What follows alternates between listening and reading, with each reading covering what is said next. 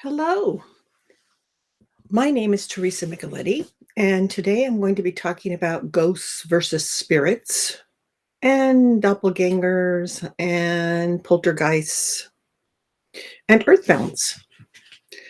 This site is take what rings true. So take what I say if it rings true to you, and if it doesn't, just let it go. I want to talk about the differences between ghosts and spirits. We are all spirits, all of us. Some people either negated going to the other side, or were afraid of going to the other side, or were ill or injured or had a traumatic death and don't realize that they are dead. And they are spirits who are ghosts. They're still in our dimension. Spirits, obviously, spirit guides are spirits, but they're creations by God. And spirits, they can come to us on earth and visit us and then go back to heaven. They're in a different dimension, so it's kind of hard for them to get to us. But in the middle of the night, maybe between 1 and 5, there's more moisture in the air, and for some reason that's an easier way for them to get to us. Thunderstorms, that kind of energy, they can come get to us. So you may have a visitation in the middle of the night from a spirit. My grandfather came to me in a spirit. He had died. I was following the ambulance to the hospital, and I had a sense of him, but he came in a blue bubble. And I've had that happen a couple of times where someone has died, and then I see a blue bubble, like a royal blue bubble of light. And when we pass over to the other side, as we're gathering our essence, then that color of gathering the essence is royal blue. When you die, you enter a tunnel that forms from you to the other side. Now, most people just take that tunnel to the other side. Ghosts do not take that tunnel to the other side. They stay on our side. Now, some of those are rather cantankerous, and those are the ones we call poltergeists, because they're the ones who rattle chains, open and close doors, scare people. Mainly, they're disgruntled, they're confused, they don't know why people are in their space. Now, if you die, then all time stops. There is no time on either side. All time is now. So, if you died and you had a traumatic death of some kind and you didn't realize that you were dead, and all of a sudden, people are coming to your house, to your bedroom. They're driving your car. They're going to your office. They're taking up your desk. They're walking in your garden. Then you get upset. So it's not unreasonable that these cantankerous ghosts are upset because we're in their space. Why are we there invading their space? So you can tell them to go to the light, that they're dead, go to the light. Their loved ones are waiting for them. Often they'll stay because they think their girlfriend's coming back, their family's coming back, their loved ones coming back. And they probably died decades ago. And they don't realize it because the ghosts don't realize it because they're dead and they have no clue that they're dead. So sometimes they'll listen to you and sometimes they won't. So just tell them that they're dead and they can go to the other side, that loved ones are waiting for them. There's a tunnel of light. Follow the tunnel of light. Now, not every one of them will listen, and eventually spirit guides, angels will escort them over to the other side. But since all time is now, it seems like they've only been dead for a little while. To us, it may be centuries, that ghost in the castle, the ghost Harry Potter, there's all those ghosts that are wandering around. So, spirits, we are all spirits. Every single one of us. Earthbounds are just ghosts. They're ghosts who are bound to the earth. So we call them earthbounds. Now, some of them are afraid to go to the other side because our culture teaches people to be afraid about dying. Some people believe they're going to go to hell, so they don't want to go. Or they believe they're going to be harshly judged by God, so they don't want to go. And that's okay. That's their belief. My belief is God loves all of us, and we're going to go to heaven. And you don't need to worry about it. If you are listening to me on this site, then you are of the light and you will be going to the other side. And God will take you in. Actually, the only person who judges you is you.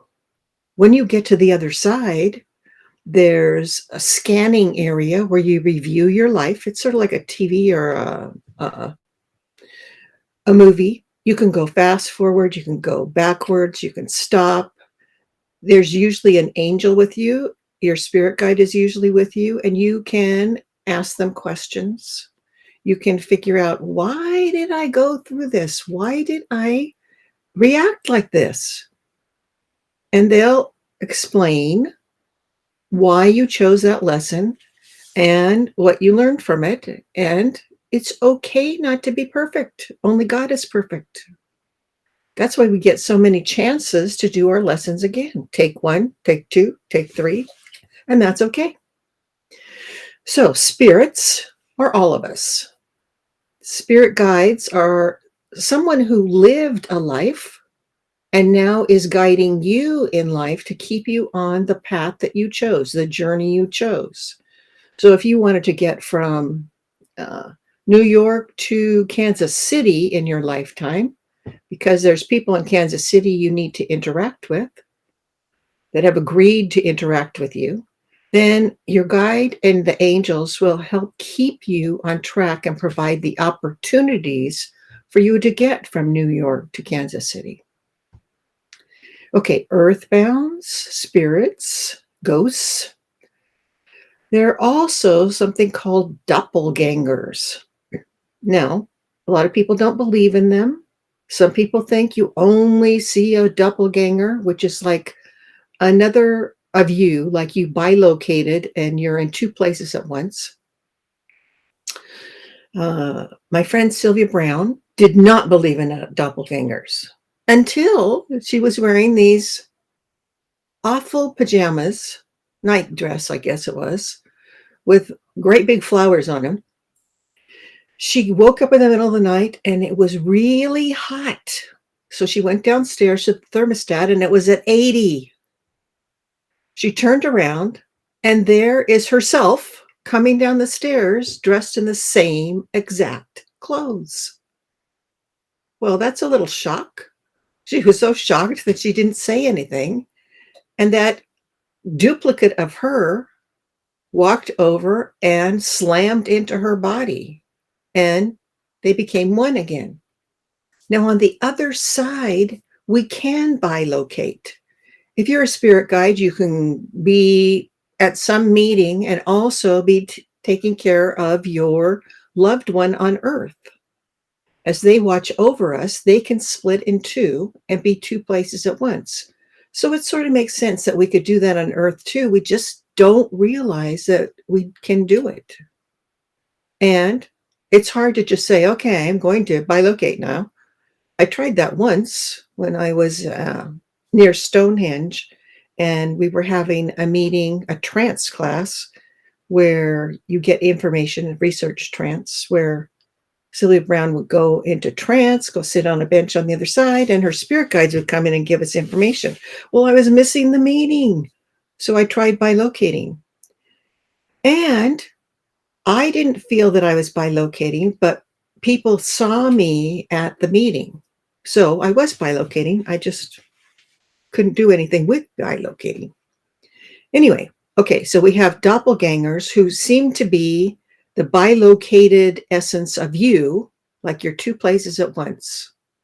There was a famous poet, Shelley, who described his doppelganger sitting at the table across from him.